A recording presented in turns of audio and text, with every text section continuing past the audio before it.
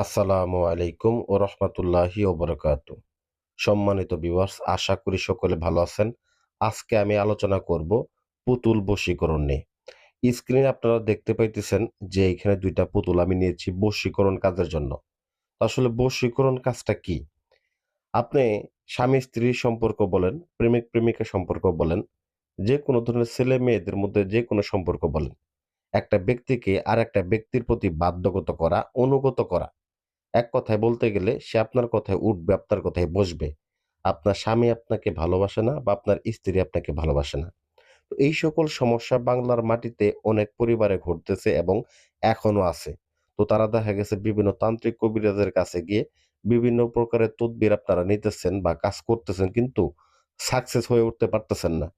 তো আপনারা দেখা গেছে সংসারের সমস্যাটা দূর করতে পারতেছেন না। তো কিভাবে এই ২ টা পুতুলের মাধ্যমে আজকে আমি দেখাবো আপনাদের স্বামীকে বাধ্যগত করবেন। আপনার স্বামী আপনার কথায় উঠবে, আপনার কথায় বসবে। আপনি যা বলবেন তাই করবে।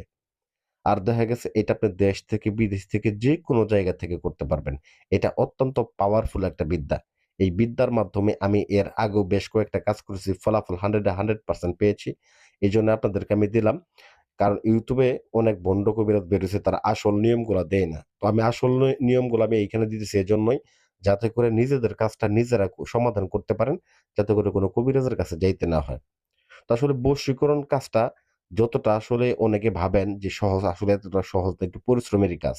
নিয়মটা মনোযোগ সহকারে শুনতে থাকেন কিভাবে আমি কাজটা করতেছি। নিয়মটা মনোযোগ সহকারে শুনেন, নিজেদের কাজ নিজেরাই করতে পারবেন।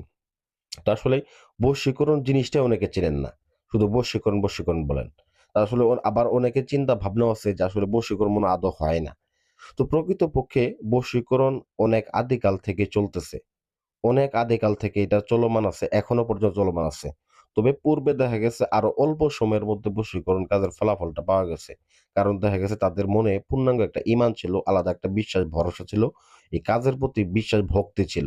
কিন্তু এখন বর্তমান সময়ে মানুষের ঈমান, আমল সবকিছুই দুর্বল। তো এর জন্য যাই হোক এগুলা কাজের একটু সময় লাগে আপনাদের ক্ষেত্রে।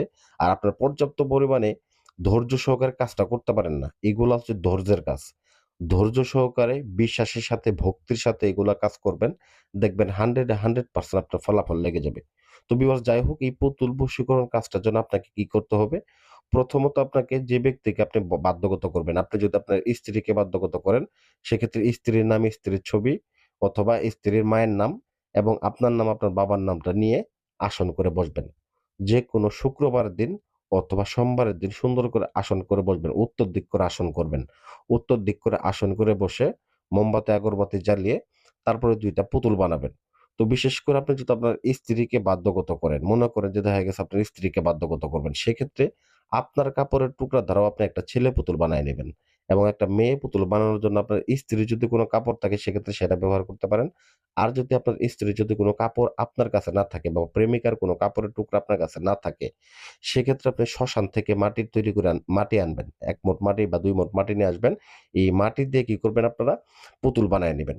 সেই পুতুল ২ টাকে আপনারা রাখবেন। রাখার পরে একটা মন্ত্র পাঠ করবেন। ওম নমঃ হস্ত স্পর্শং উত্তাং কুরু কুরু স্বাহা। ওম নমঃ হস্ত স্পর্শং উত্তাং কুরু কুরু স্বাহা। এই মন্ত্রটা আপনারা ২১ বার পাঠ করবেন এবং এই পুতুল ২ টার মধ্যে ফু দিবেন। এছাড়াও বিশেষ করে আপনারা আল্লাহু আকবার এই লেখাটা আপনারা ১০১ বার লিখবেন। ১০১ বার লিখে এই মেয়ে পুতুলটার গলার মধ্যে তাবিজটা বেঁধে দিবেন। বেঁধে দিয়ে ২ টা পুতুলকে আপনারা লাল কাপড় দ্বারা সুন্দর করে পেঁচায় নিবেন, মুড়িয়ে নিবেন। অতঃপর যে আপনার কাজটা, তো এখানে একটা বিষয় আমি বলে নেই, এই কাজটা ২ টা পুতুলের মধ্যে কিন্তু আপনি একটা জিনিস আপনাকে দিতে হবে, যেটা হচ্ছে নাপাকি জিনিস। যদিও এখানে আপনি আল্লাহু আকবার তাবিজের মধ্যে দিবেন কিন্তু পুতুলের গায়ের মধ্যে আপনার নাপাকি জিনিস থাকবে।